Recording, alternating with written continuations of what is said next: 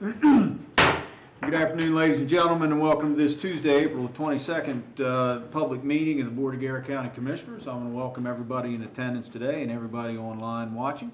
If you would please stand with me for the Pledge of Allegiance, and then Pastor Rexroad will lead us in the invocation.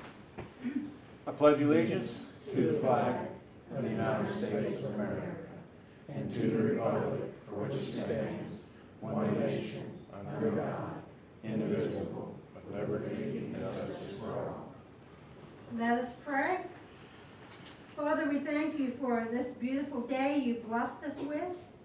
And Lord, as we come to this time where the county commissioners are meeting to make decisions and discuss things throughout our county and the business that they need to take care of, we ask that you would give them wisdom to know exactly what they need to do and what they need to say, that you would guide them. And Lord, for each person who is here in this place this day, we thank you for them, and we ask that you look into their lives, that you might see what their needs are, whether they're physical, spiritual, emotional, financial, or maybe they need some hope or encouragement. Lord, bless this meeting, bless our time together, and forgive us when we fail you. Amen. Thank you. Please be seated.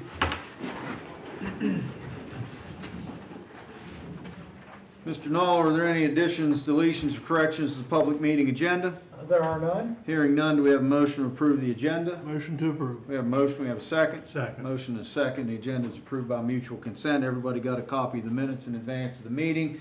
Are there any questions, concerns, or changes to the minutes? Hearing none, do we have a motion to approve the minutes? So moved. We have a motion, we have a second. Second. Motion is second. Minutes are approved by mutual consent. Light action items today on the agenda. We have some proclamations and just a couple of purchasing division recommendations, and then at the conclusion of the meeting, once we adjourn, we'll actually go into our budget presentations. Everybody here is welcome to stay for those if you would like to do so. We have the Garrett County Health Department tonight, the Garrett College, and the Garrett County Board of Education. And we're in stereo. So that is kind of how this will operate. The first proclamation that we have today is the proclamation for the National Day of Prayer. Pastors, if you would come up, please. As they make their way up, I'll read the proclamation for the National Day of Prayer. Pour out to God of hope and be filled, May 2nd, 2025. Now may the God of hope fill you with all the joy and peace in believing, so that you will abound in hope by the power of the Holy Spirit. Romans 15:13. Whereas we are richly blessed to have by law a National Day of Prayer in our country each year, and whereas throughout history Americans have lifted up fervent prayers to God on behalf of our nation, from the first gatherings of our founding fathers, elected officials have prayed and entreated those who they serve and represent to join them in prayer. And whereas the National Day of Prayer has not only been part of our heritage since it was declared by the First Continental Congress in 1775, but it is public law established by the United States Congress in 1952, approved by a joint resolution and amended by Congress and President Reagan in 1988, affirming that it is essential for us as a nation to pray, and directing the President of the United States to set aside and proclaim the first Thursday of May annually as National Day of Prayer. Now therefore we, the Board of Garrett County Commissioners, do hereby proclaim Thursday, May the 1st, 2025 as a day of prayer in Garrett County, and do commend this observation to all of our citizens, in witness whereof we, the Board of Garrett County Commissioners, set our hands and cause the seal of Garrett County, Maryland to be affixed this 22nd day of April in the year of our Lord 2025, signed by Commissioner Savage, Tichnell, and myself. Thank you all very much. Anything that you guys want to say about any events that are going on, or anything else in relation to the Day of Prayer? Our main event will be at noon on May the 1st, and it will be at St. Paul's United Methodist Church, and it'll be on Facebook. We'll have it on WELD 95.9, and you can come live. Everybody's welcome. We need lots of people to pray. Thank you very much. Thank you. We got it, wait, we got the Oh. paparazzi needs Oh, I didn't realize there was anybody back there. Thank you, guys. Thank you, guys. You're welcome.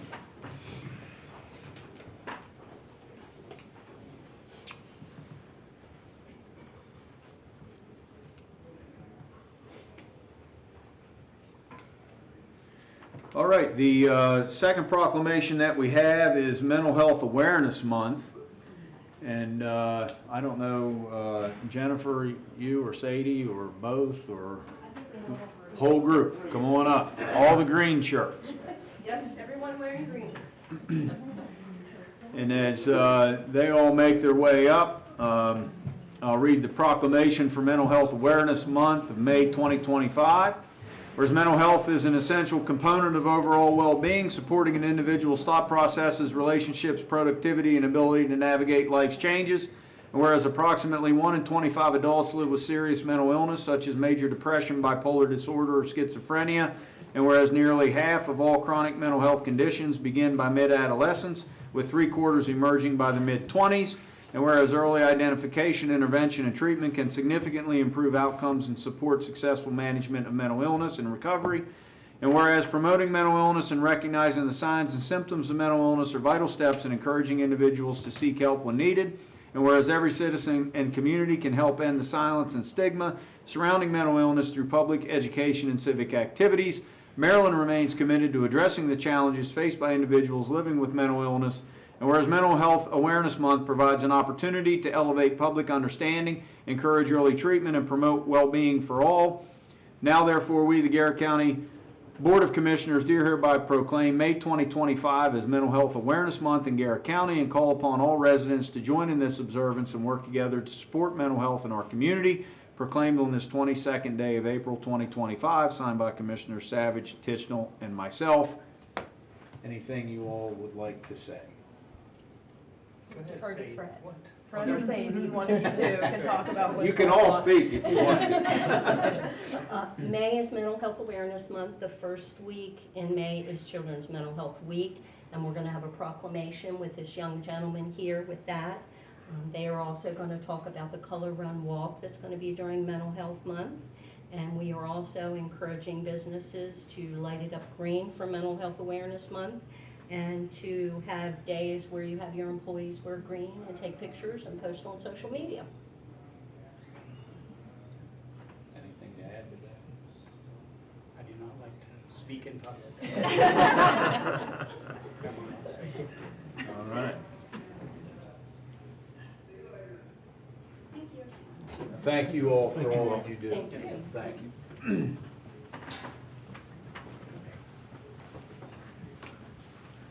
All right, my new friend Brantley Byler, come on up, buddy.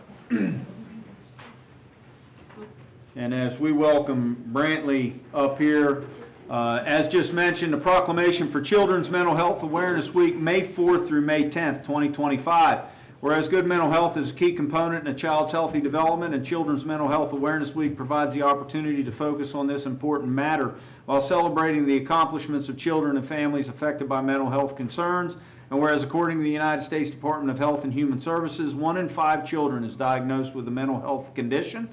And whereas research has shown early identification and appropriate treatment of mental disorders among children and adolescents provide them with better opportunities to lead full and productive lives. And whereas children and youth with mental health challenges and their families benefit from access to timely services and supports that are family-driven, youth-guided, and culturally appropriate, they also benefit from the integration of behavioral health in primary care, education, and child welfare. And whereas it is important that children and adolescents, along with their families and communities, learn about warning signs of mental health disorder and where to obtain necessary assistance and treatment. And whereas obtaining a full and accurate diagnosis of a child requires gathering information from diverse sources, including the family, school, and others involved with the child. And now, therefore, we, the Board of Garrett County Commissioners, hereby recognize May 4th through May 10th, 2025, as Children's Mental Health Awareness Week in Garrett County, and call this observance to the attention of all of our citizens, proclaimed on this 22nd day of April 2025, signed by Commissioners Tichenal, Savage, and myself. There you go. You want to say anything? No. Let's go. Yep. Let's all come back. Yep, absolutely. Come on up. You guys can see this way. I don't bite. You shouldn't have left. Right in here, right there by the commissioners. Maybe you'll grow to be. There you go. Thank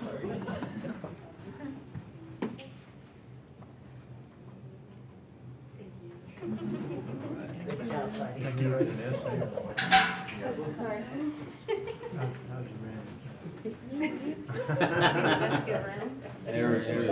Oh, do you want to talk about the color run? May 17th, at the Glades Park in, Mountain Lake, or is it Mountain Lake or just Oakland? From 1 to 4, we're gonna have our second annual color run walk. We'll have bouncy houses, food, games, and other organizations in the county that work with families to help with mental health needs. And it's a free event, Yes. so it should be a great family event for everybody. Great. Thank you, guys. Thanks, Brantley. All right, next up on the agenda, we have some bid recommendations from the purchasing division. Mr. Knoll, what do you have for us? Yes, sir, we have 2 bids for your review tonight. The first one is bid number 250327, Garrett County Health Department Boiler Replacement Project. 2 bids were received. Rush Services in the amount of $117,036.25, and Walter N. Yoder and Sons in the amount of $157,164. The recommendation of the purchasing department is to award the bid to Rush Services in the amount of $117,036.25, and this project is within budget.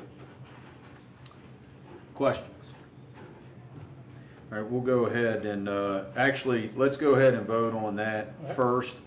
Do I have a motion to accept the recommendation for bid approval for bid number 25-0327 to Rush Services in the amount of $117,036.25? So moved. We have a motion, we have a second. Second. Motion and a second. All those in favor say aye. Aye. Opposed? Motion carries. Next up is the bid for the community action boiler replacement. Mr. Knoll, what do you have? Yes, sir, this is bid number 250320, Community Action Boiler Replacement Project. 1 bid was received from Rush Services in the amount of $152,911.93. This bid was over our projected budget for this project. Our projected budget was $130,000. The recommendation is to reject the bid at this time, and we will rescope the requirements for the project and rebid. Questions on that? All right,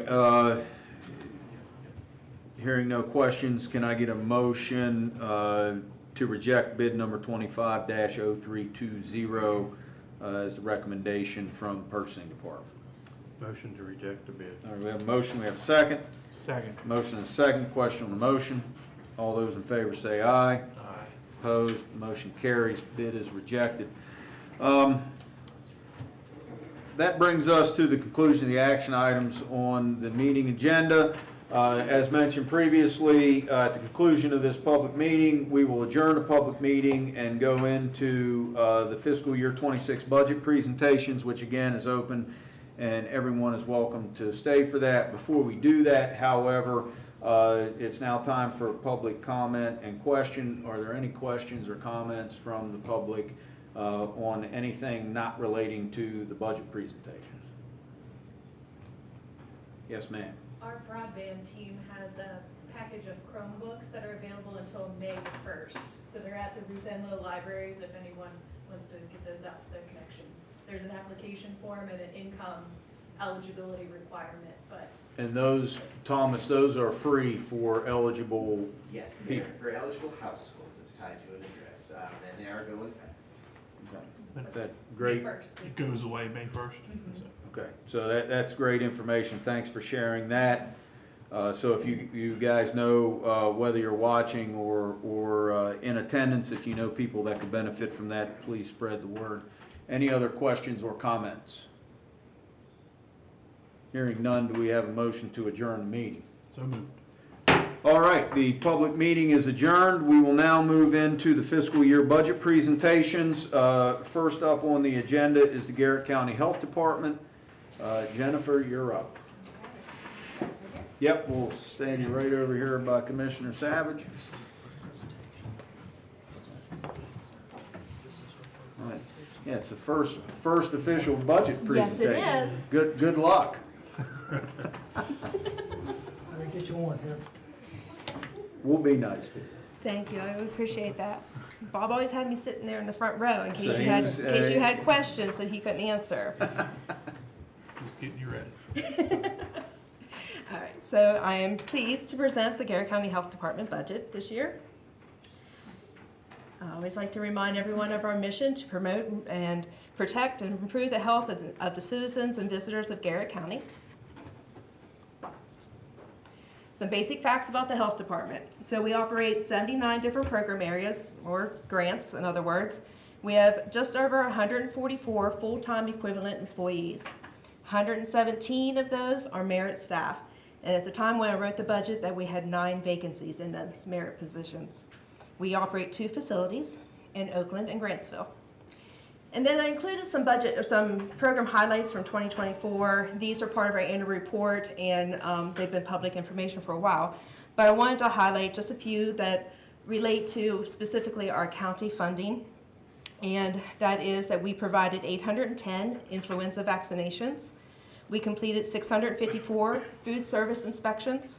We provided 277 nurse monitoring visits. We completed 11,139 behavioral health treatment sessions, provided 2,822 peer recovery services, and provided 4,771 physical and occupational therapy visits and 2,378 skilled nursing visits. That was all last year. So with our county funds, we fund our administration department, our behavioral health, which includes substance and mental health, personal health, which is the communicable disease and immunization programs, dental health, home health. We are the only home health agency in the local health department in the state of Maryland. Medicaid personal care, environmental health, public health education, health planning, and a little bit for Appalachian Crossroads and our building costs and rent.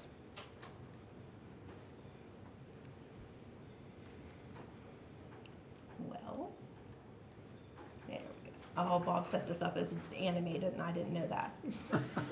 All right, so our fiscal year 26 budget drivers. We have we don't control our salaries. The state controls our salaries and whether they get increased or not. And this year we have a 1% COLA and a one-step increase for all of our merit employees. Plus it was in the budget originally for a minimum wage increase to $18 an hour for all state employees. So that affected our budget by $260,000.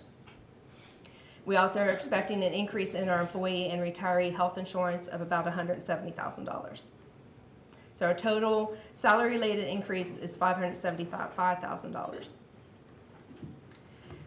Good news was that this year, our core funding was cut by approximately $300,000 right at the beginning of the year, but that has been restored. So that was great news that just came out from the legislature.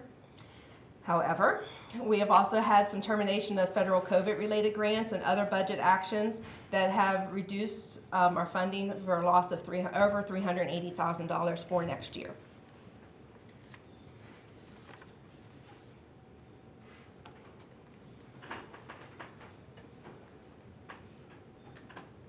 Make a note, get rid of the animation. All right. So to offset some of our losses, we are aggressively pursuing other grant opportunities, including these following grants have already been awarded to us. So we received a Care First base grant for $350,000 for the next 3 years. We just received a CHRC annual award for $360,000 for the next 3 years. That includes remote patient monitoring and a transportation portion for out-of-county Medicare transports.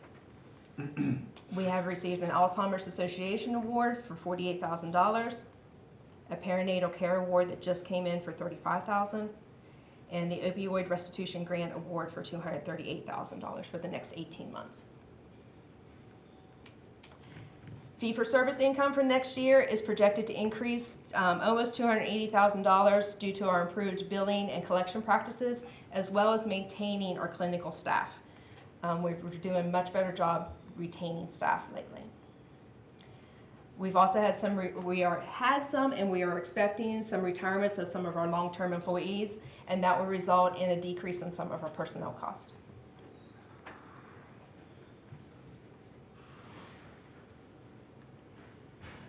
Okay, our budget request for next year is $2.5 million, and I'm asking for level funding compared to this year.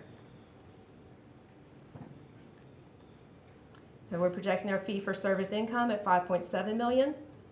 The county requests $2.5 million, and our grant income is almost $11 million. So our total budget is almost $19 million.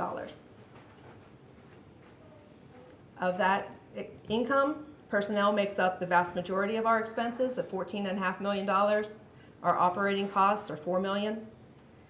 We have a little bit of equipment of $32,000 and some fixed cost of $467.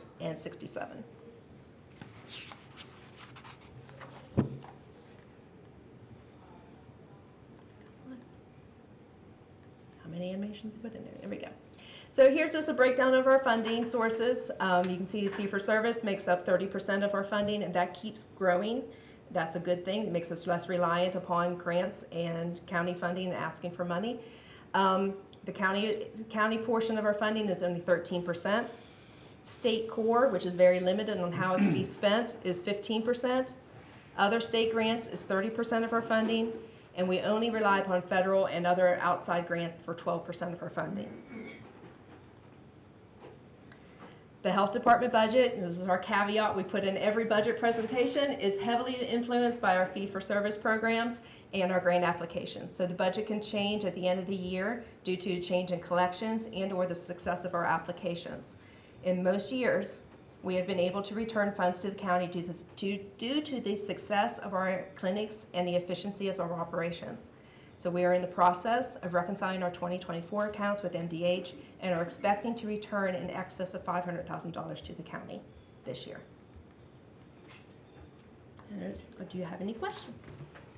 Questions for Jen?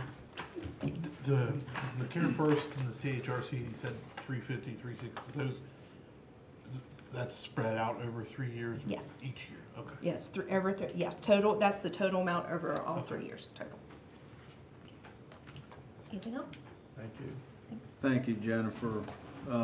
Before we move on to the college, something that was mentioned in this budget request that we really need to focus on, because I don't think people quite understand. The general fund of Garrett County government, we have not nearly as much autonomy over as one would think. A lot of our expenses are mandated expenses that the state passes to us that we have to absorb and pay for. I've asked Scott this year when we do our budget presentation to outline some of that stuff in a little more detail, because I don't think the average citizen really quite grasps that. And as an example of that is the health department. The health department is a state-run agency that counties are asked to pay a share of in their county. And we've always done that, and that's not a big deal. But when they pass on pay increases, which are rightfully deserved, that goes to us, and we don't have any control over that. We're just told we have to help offset that cost. The same is true. You're going to hear from the Board of Education today. That's mandated cost. They're going to come in and ask for a lot more money this year, but that's the state telling us we have to give them a lot more money this year, not them asking for more money.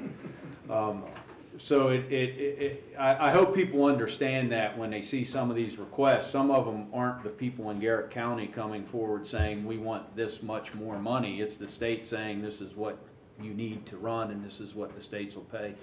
The judge is the same way, state's attorney's the same way, health department, Board of Education, assessment office. Now we're picking up some of the college pension, which has never happened before, ever. And now we're told we have to pick up some of that. So I just think that's important for people to understand. as decisions are made at the county level, that a lot of these decisions are outside of our control. We recognize that, and we're grateful that we have partners that don't abuse that. And so we are appreciative of that. And with that, Dr. Midcap, I'll turn it over to you and Garrett College.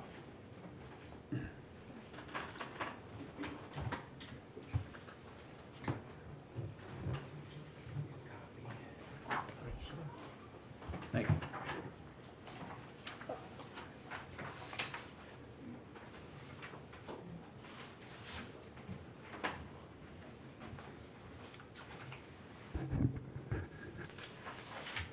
So first of all, I'd like to thank Trustee Kurt Heckman is here today from the Garrett College Board of Trustees to represent the trustees. Thank you for being here. I want to thank the commissioners. I was here about this time last year explaining about a $1 million cut that we received in state funding, and we made our budget work as a result of our Board of Trustees allowing us to use some fund balance, some cuts we made to our budget, but 50% of that came from the county adding $500,000 to our operating budget. So thank you very much. I come in a little better situation this year, thankfully. Kevin, anytime you're ready. Yeah, but there's a change up there. Oh, thank you. Okay. Great, thank you. So the commissioners probably recognize this slide because it's been the same for 5 years. In 2019, the commissioners and I met, and one of the things that the county said that it would be helpful if we could move to a 5-year strategic plan, simply because it gave them a little better idea of where we were headed and what it might entail financially. So the 2021-25 strategic plan will sunset on June 30th. So I'd like to spend just a couple minutes talking about what was accomplished in the final year of that plan, and then go on to the new plan, which ties into our budget.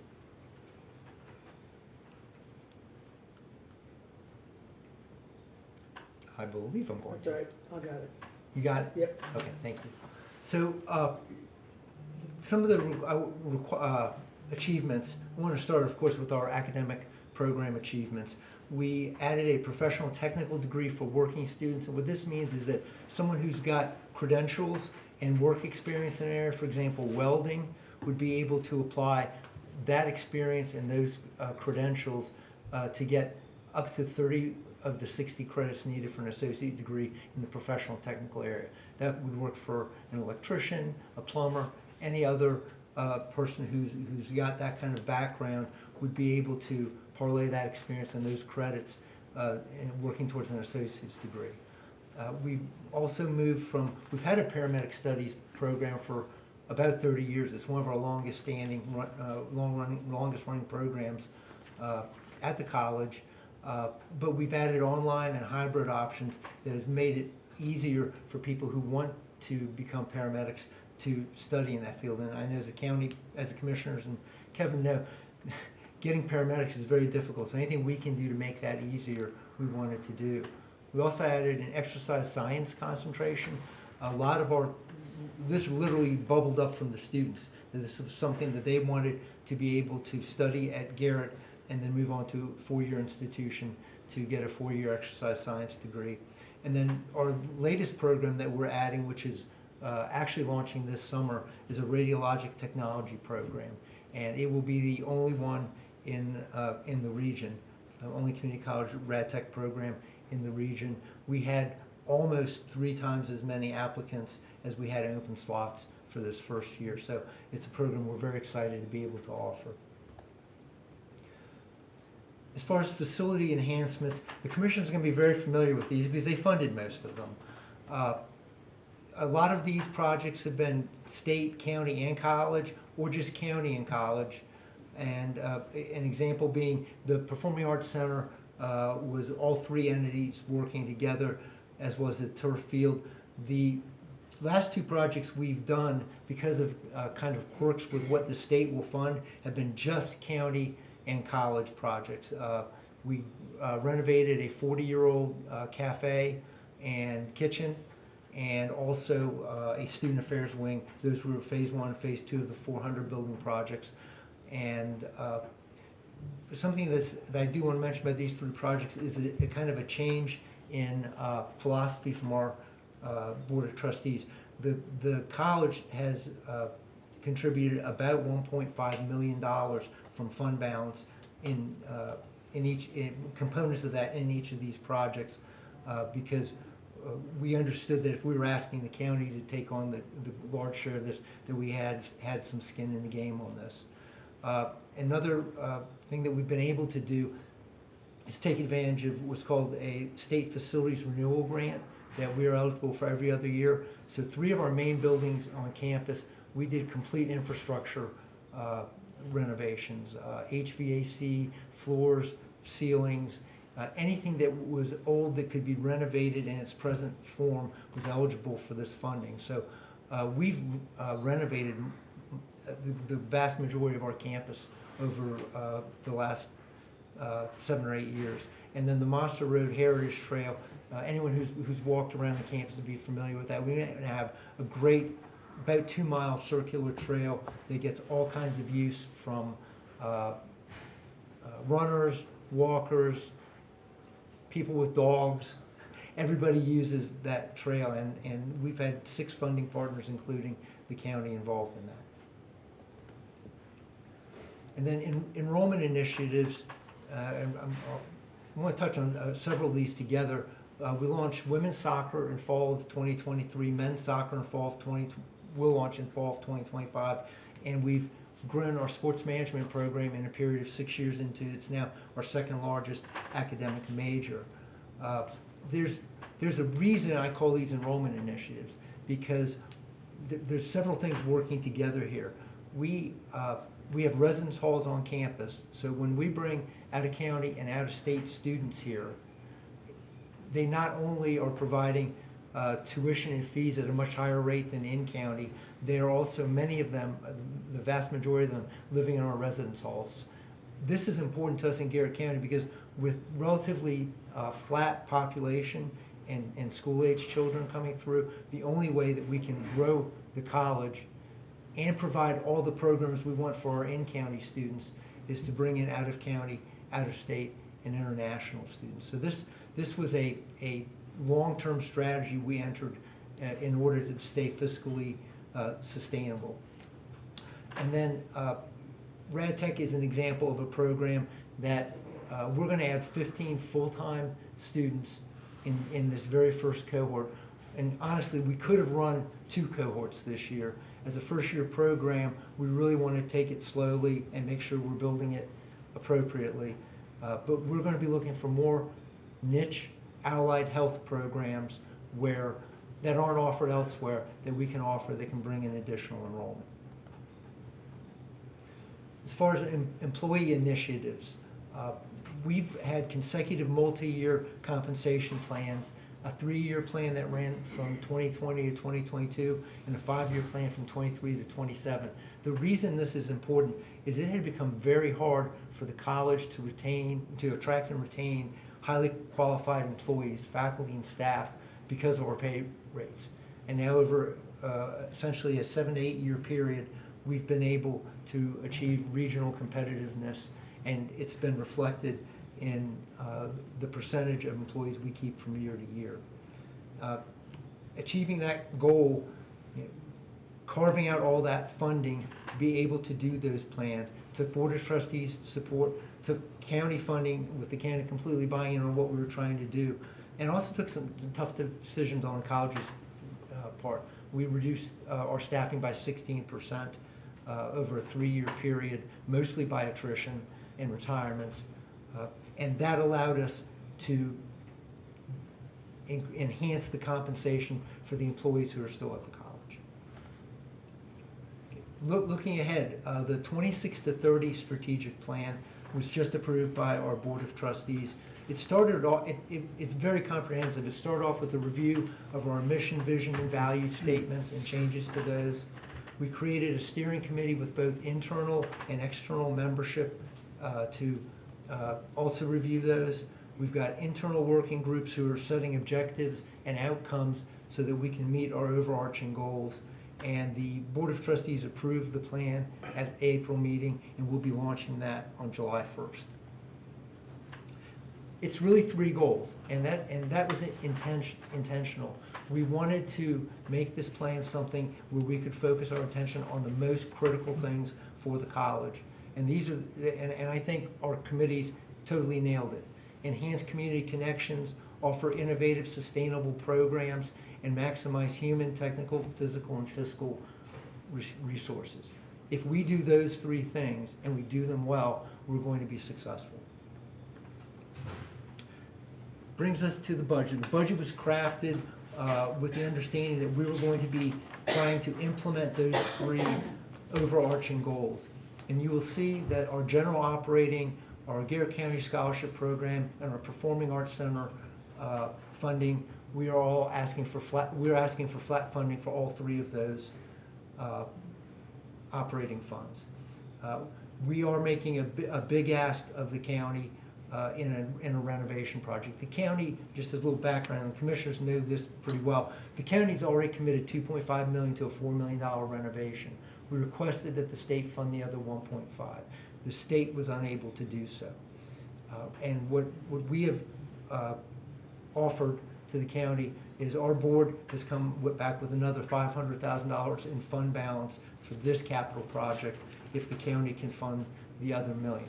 Again, I know that's a huge ask, but as we get to the next slide, I'll show you why this is important to us. Mentioned a lot of the things that we've already done. The Offutt STEM Center, the Performing Arts Center, the multi-purpose turf field, both phases of the 400 building. This next renovation, we're calling it, it's not a great title, but it's a 700-600 renovation because it's over those 2 buildings. And it's going to cover an athletics expansion, a laboratory for the Rad Tech program, and an art suite that's being relocated due to the expansion. Combined with the facilities renewal grants that we've talked about, most of the McHenry campus will have been renovated once this project is done. And this would be the renovation. For those of you who kind of want a frame of reference, the kind of aqua area in the very middle of the frame is what was our old auditorium in the 700 building. That is going to be renovated into locker space for our 4 outdoor teams that play on the turf field. The old art suite that's on the far right in the bottom hand corner, if you've been to the 700 building, you've seen the art suite, that is what is going to become an athletic training space and a fitness space. And by that I mean our athletic teams, we have trainers who, when our athletes are hurt, help them to recover from those injuries, and the fitness studio that's right next door is where they rehab those injuries. Across from that, on the other side of the opening to the 700 building where our old business office was, that will be a wrestling room that's available for the wrestling team that we added in 2018, as well as local wrestling teams in the county. On the far side, you'll notice where it says going to the 600 building.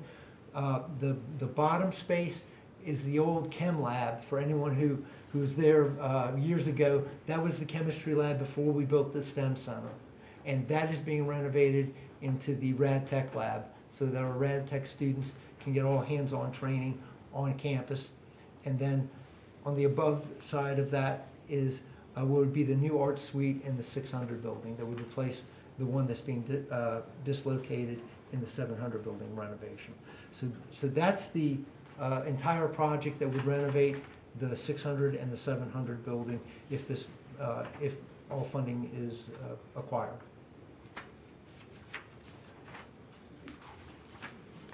One of the reasons we're needing to do this capital refresh that we've done over the last 9 years, you can see where our enrollment has been going on the credit side. It's gone up 4 consecutive years in head count, 3 consecutive years in credit hour. If you look at the bottom, you can see the 5-year changes. We're up 23% in credit hours that our students take, and we're up 28% in head count. So we've been growing significantly. We've been, over this period, 5-year period, we've been one of the fastest growing community colleges in the state. I think it's important to show that we're not just adding students, we're doing a really good job with them. These two lines, the orange line shows midterm deficiency rates for our residential students. So we've been keeping for about 15 years the midterm deficiency rates for a bunch of different categories. And by midterm deficiency, I mean if you were a student and you got 1D or worse at midterm, that's a deficiency. So if you look at the residential students, they've gone from 67% receiving a deficiency 10 years ago down to 34% this year. If you look at the percent of student body, our entire student body, it's gone from 44% down to 18%. So I think this, it's a tribute to the students who did it, it's a tribute to the faculty who teaches them, and it's a tribute to the support staff that are supporting them in things like tutoring, academic advising, all of those areas. So, you know, we are bringing in more students, but we're also, I think, doing a pretty good job with them. And again, that just kind of lays out what's happened over the last couple of years, and then the 10-year trends in overall student deficiencies and residence hall deficiencies. And then the kind of the last set of statistics I want to show you, I was talking about how we're trying to use intercollegiate athletics to build our full-time, out-of-county, out-of-state student group. And this shows you how we've done. In 2021, we had 70 student athletes. This year we have 163. Those, that 69% growth isn't over that time period, it's in the last year. So we're projecting at 175 for next fall after men's soccer is fully on board. And then just to show you how that impacts our residence halls, you can see almost an identical surge that mirrors what happens with the athletes. We have 172 beds, and in the spring semester, we've gone from 77 beds filled in 2021 to 152 in spring of 2025. Fall of 2024, we were at our complete max. Of the 172 rooms, they were all filled. And we had, actually the 152, that's a pretty impressive fall to spring decline. We usually see about 35 to 40 students who are there in the fall, don't have housing in the spring for whatever reason. They move off campus, they go to another school, whatever the reason is. But this fall, we lost very few students fall to spring. And just again, our coaches, we ask them not to bring us athletes, we ask them to bring us student athletes.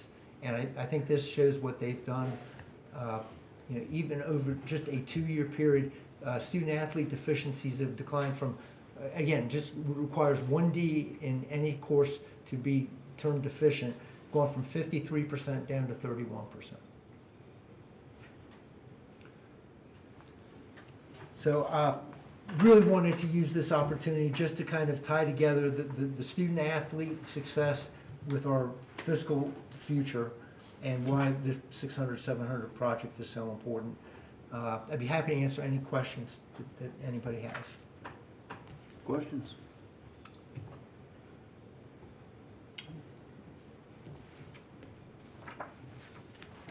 No, thank you. Thank you very much.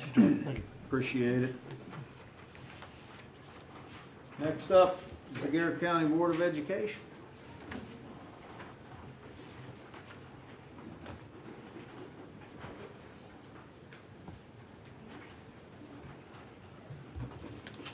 I'm in charge. See what I can do. Of the clicker.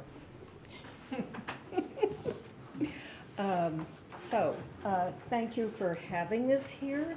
I want to begin by introducing, acknowledging a couple of folks here in our audience. Our board president is here, Mr. Tom Woods, and a board member, Ms. Sadie Liller, is here with us, and appreciate their attendance. Along with that, I'm not going to embarrass you too much, Jane.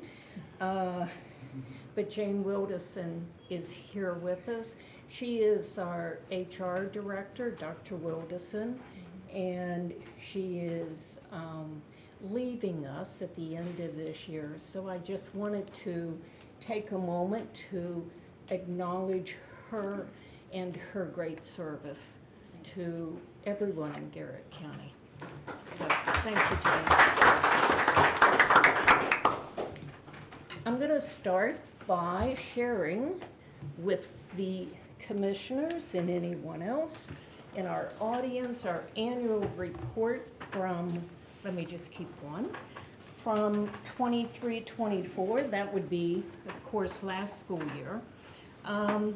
Because as my colleagues across the county have done, the success of our programs and the return on investment that the community has as a result of the work of the Garrett County Public Schools is really reflected in this annual report. And Mr. Knoll, I thought you all might want some additional copies in economic development, because I think the role that the school system plays in that, along with the college and the health department and the library, is very important to the county.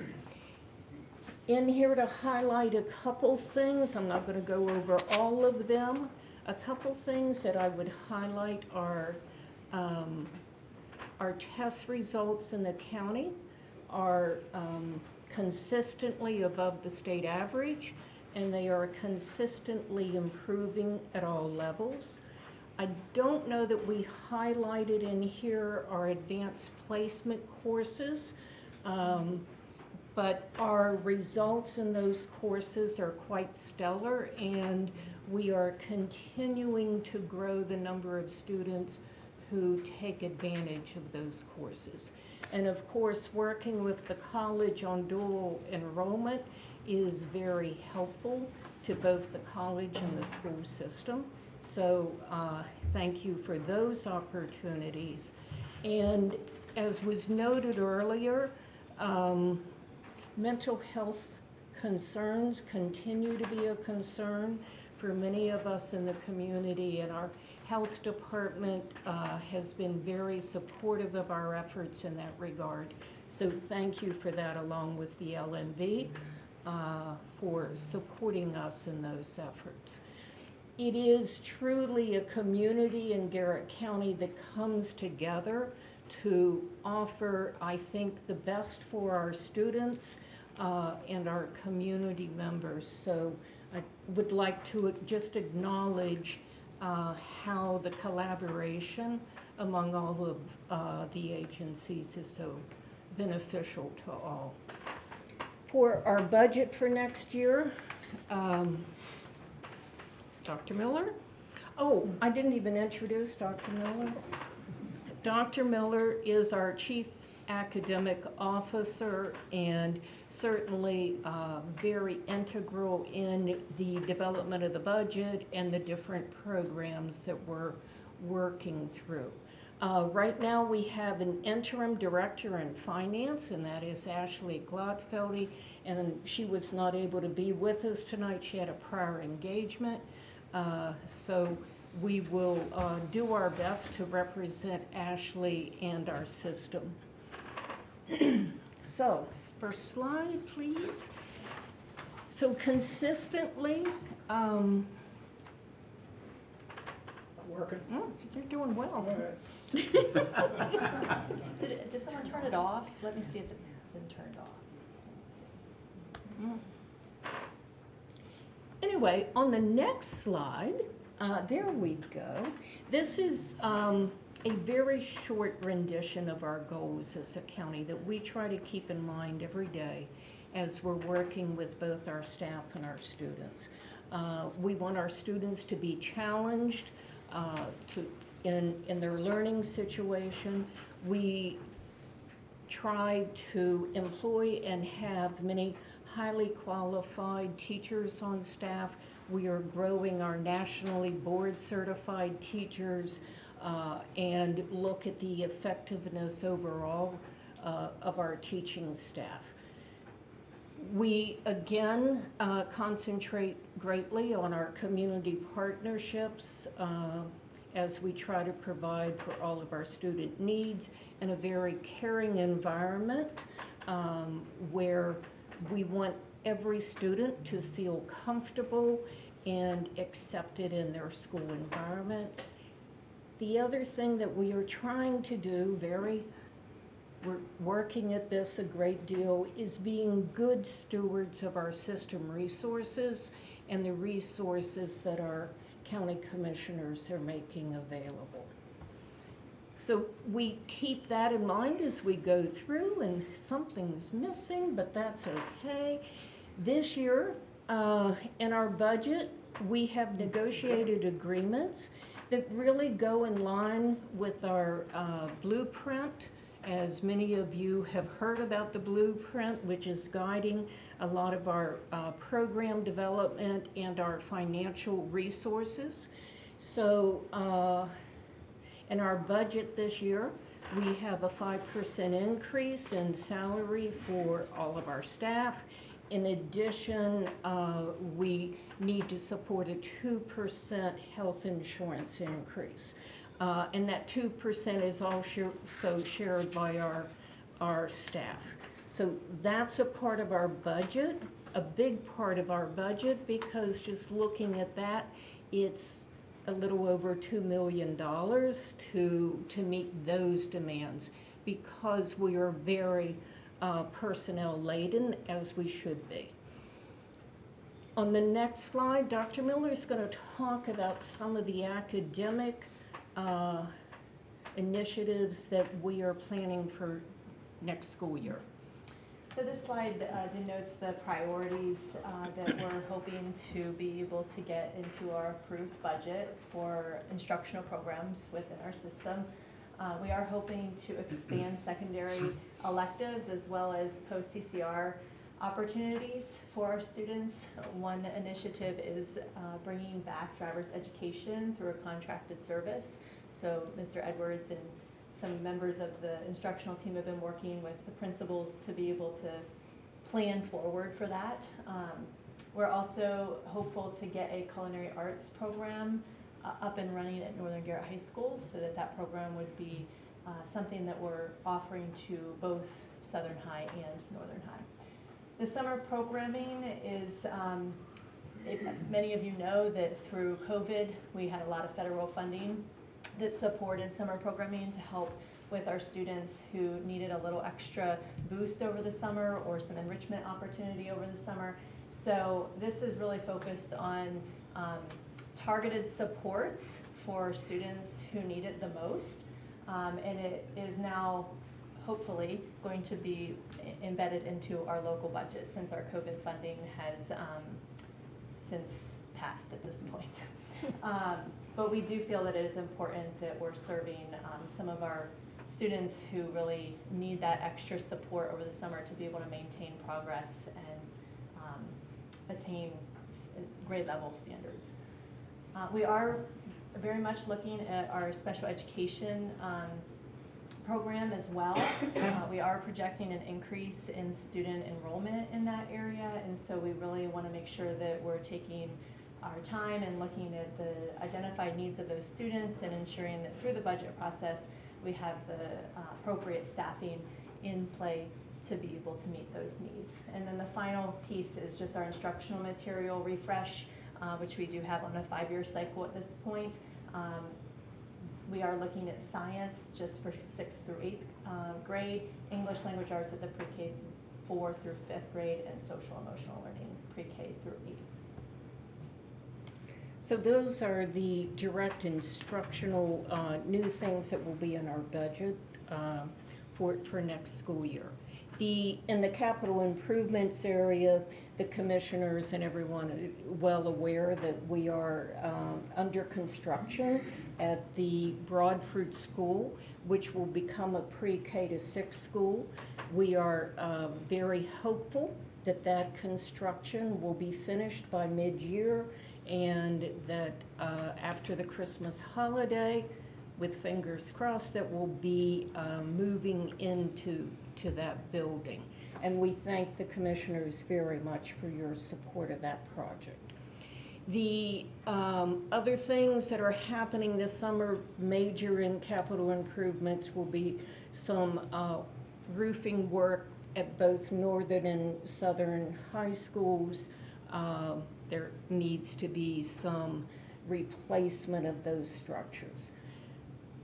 Miscellaneous capital appropriation, one of the things that we will be asking for, and I'll summarize this again later, we had written, with the support of the commissioners, a grant to the ARC to buy 2 vans, one for each high school. These have to be specially built because they're to be 10-passenger vans. And anyway, we had that through the ARC, and then we lost those funds because the rules changed after the money had been awarded. So we will be asking the commissioners to consider that as an additional miscellaneous capital request outside of our operating budget for next year. Go ahead. Okay. So what does the money look like? This slide will summarize that for you, and we did review these over the weekend with Scott a little bit to be sure that we're all on the same page. You will note that I call these preliminary aid estimates because these are the only numbers we have from the state thus far, and those came in before the legislative session even started. So, but we are working with these numbers, and we think that they will hold at this point. But hopefully within the next week or so, we get some final numbers from the state. You will see that the local, our request is overall for 34 million plus. And just so everyone understands this is a part of the Blueprint initiative to support different initiatives, both in salary adjustments for our staff, as well as program development and supports for our students. And that comes, a little sticker shock, with about a $4 million increase this year to the commissioners in funding the Board of Education budget for next year. The other thing I would point out on this slide is it's the same thing I believe I said last year.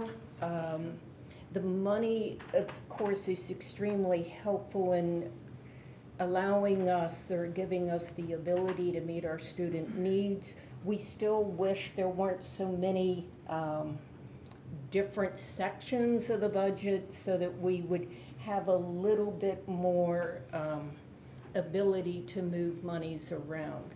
But for those who don't know, it's things like when we look at pre-kindergarten, the money must be spent in pre-kindergarten.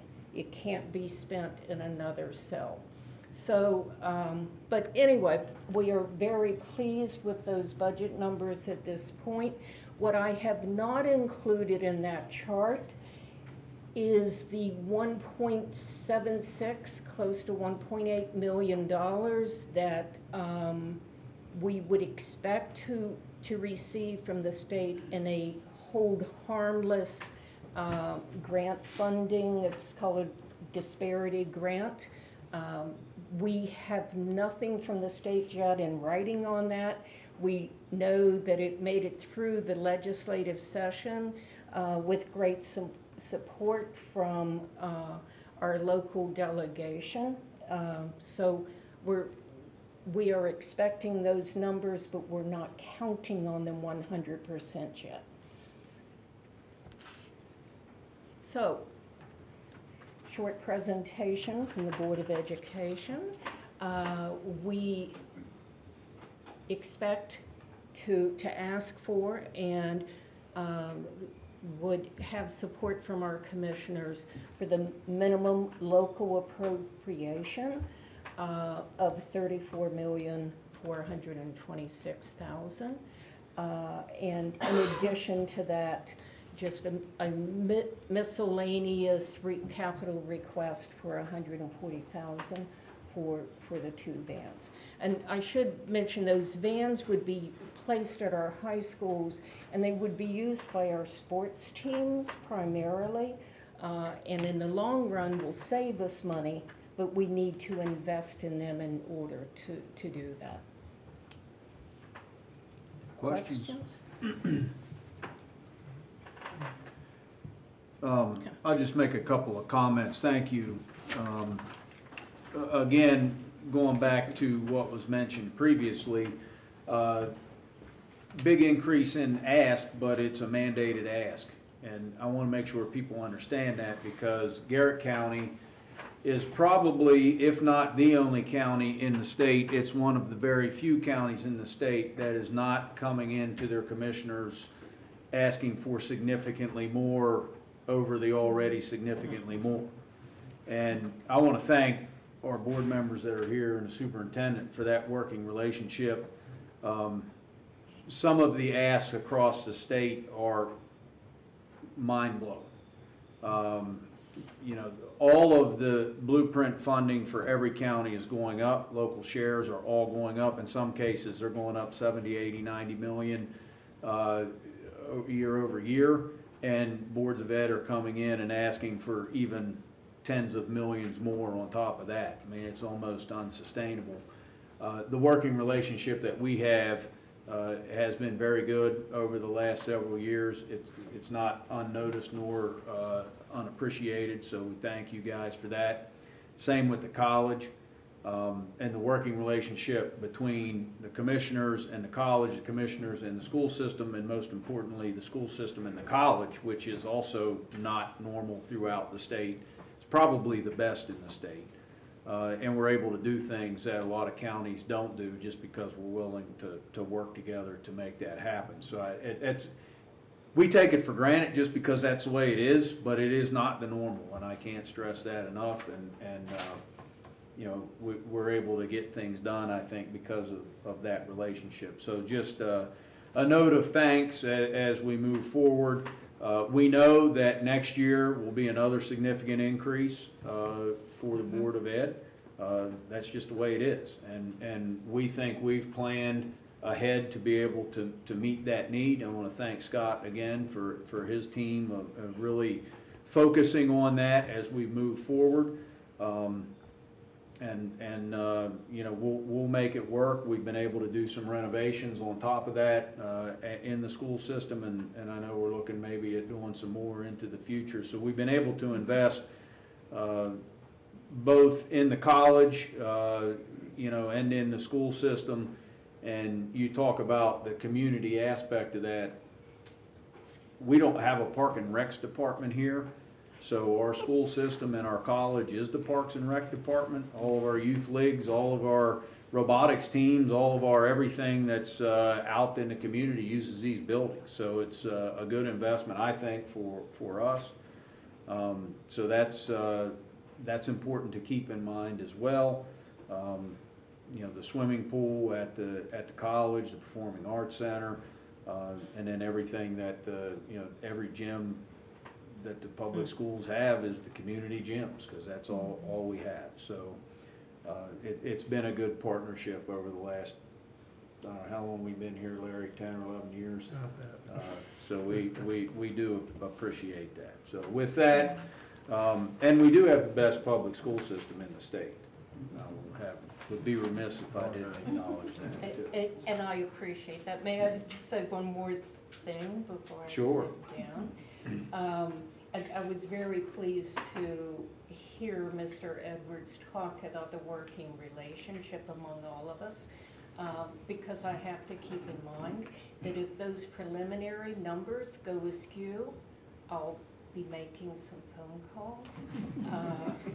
I would hope our plan is, and we're far enough into our budget process that I'm feeling pretty confident about next year, but I won't be shy about coming back if those numbers do end up changing to any great extent.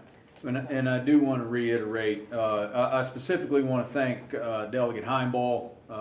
That 1.8 roughly, that the Hold Harmless grant, that was up to be taken by the state. He fought to keep that there successfully, and I just want to make sure he gets some recognition for his efforts on behalf of our students and Garrett County taxpayers as a whole to keep that there. Looking forward to getting firm commitment from the state that it's there, but we've been told it lasted through the budget. So good work by our delegate in that regard. Thank you. All right, that concludes the presentations. Thank you all for coming out and for presenting today. And next meeting is May the 3rd here. And do we have budget presentations yet from County Road? County Road. County Roads. So that'll be next up. Thank you.